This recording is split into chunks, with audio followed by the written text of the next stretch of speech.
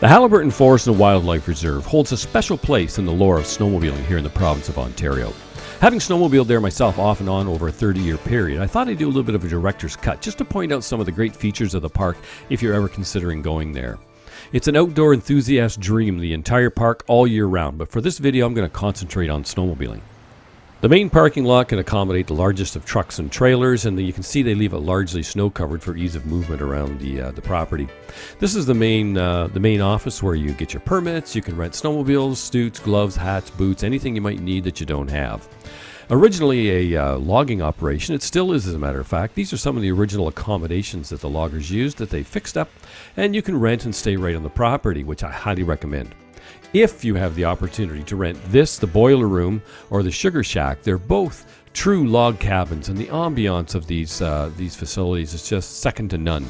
There's just absolutely nothing nicer than coming back after a ride into the log cabin and throwing another log on the fire on the wood stove and making sure everybody's nice and toasty warm. You can see here the circular staircase leading up to the sleeping loft, which is basically a barracks type arrangement. It's not particularly private, but when you're amongst friends, who cares?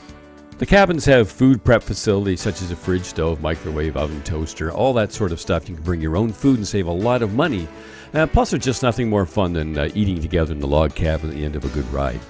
This is the main parking lot, and we're getting ready to head out for the day. We've got our maps and planning our route.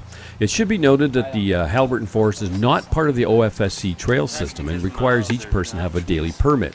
The permits are roughly $50 a person, which some people may scoff at, but I think it's highly worthwhile, particularly for the reasons that I'll mention in a bit. This is our first look at a double-wide trail. In reality, the double-wide trails are essentially the road network that runs throughout the forest the rest of the year.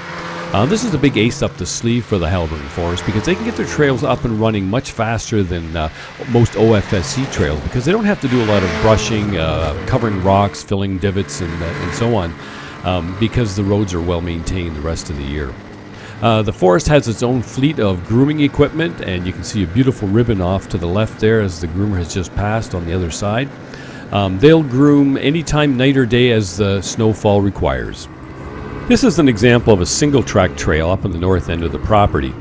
If to a novice it might look a bit intimidating, but it really need not be because the tendency of your snowmobile is to just follow the tracks of those that have gone on before, and you can just go as slow as you want.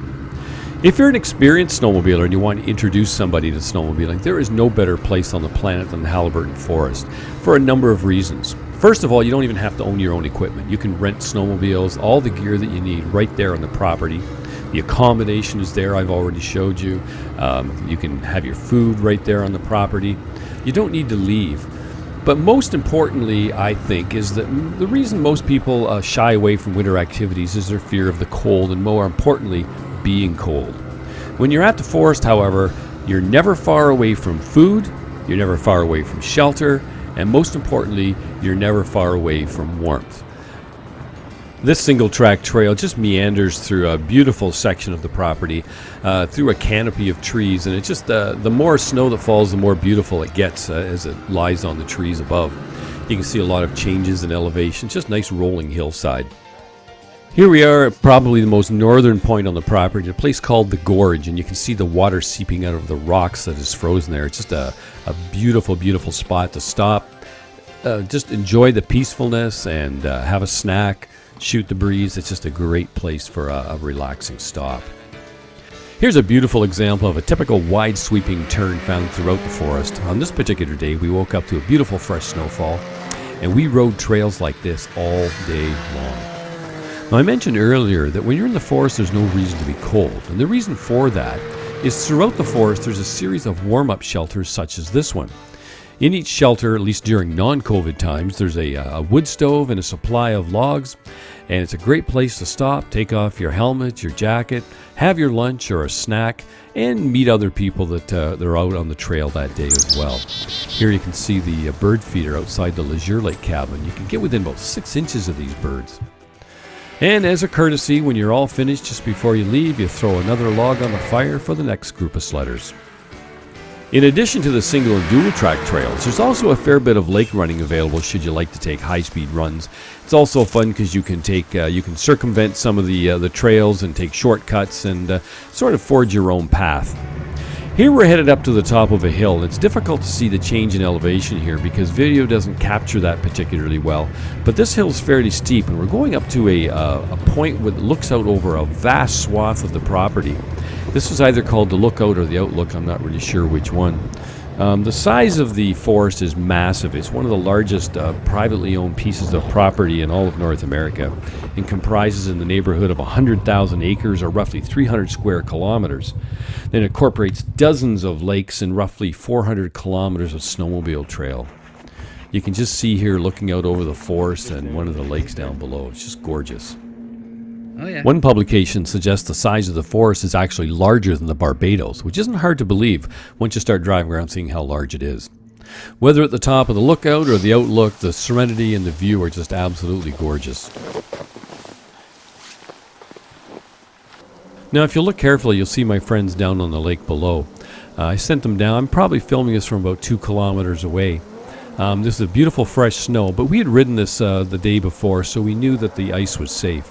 The OPP will always tell you that no ice is safe ice, and in reality that's true. But you will typically see the tracks that snowmobilers have been using in crossing the lakes. And outside of the extremities of the season, the early and late season riding, you can ask and how safe the lakes are. But it is your responsibility to be sure. The forest has done a great job mapping out their trails, and at the intersections you'll find signs like this, and you can always tell the direction and how far back it is to the base camp. One of the best things about snowmobiling, in my opinion, is night riding. Now, some people tend to shy away from riding at night for a variety of reasons. Sometimes it's vision, the fear of encountering wildlife, or not wanting to be startled by other snowmobiles on the trail. But the width of the trails and the sweeping nature of most of the turns make the forest a particularly safe place to ride at night. Night riding is a wonderful, unique experience, particularly if you ride to the middle of nowhere and turn off your snowmobiles. This scenario offers 2 stunning possibilities. If it's a starlit night, the skies are magical being so far from the artificial light of civilization. And if the skies are cloudy, you won't encounter a darker experience, being unable to see anything even inches from your eyes.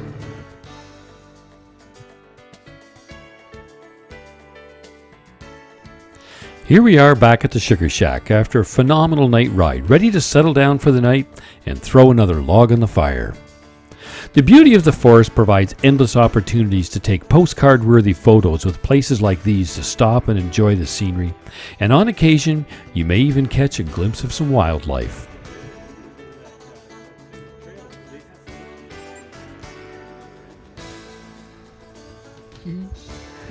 Well, the purpose of my little tour was to take a look at snowmobiling at the forest. There are many other things to check out and do, including snowshoeing, backwoods skiing, hiking, fat biking, fishing, the Wolf Center, the logging operation, and if downhill skiing is your thing, Sir Sam's Family Skiing isn't very far away.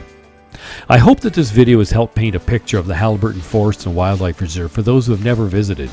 And in closing, you need to be aware of the fact that the accommodations tend to fill up quickly, with many visitors returning annually.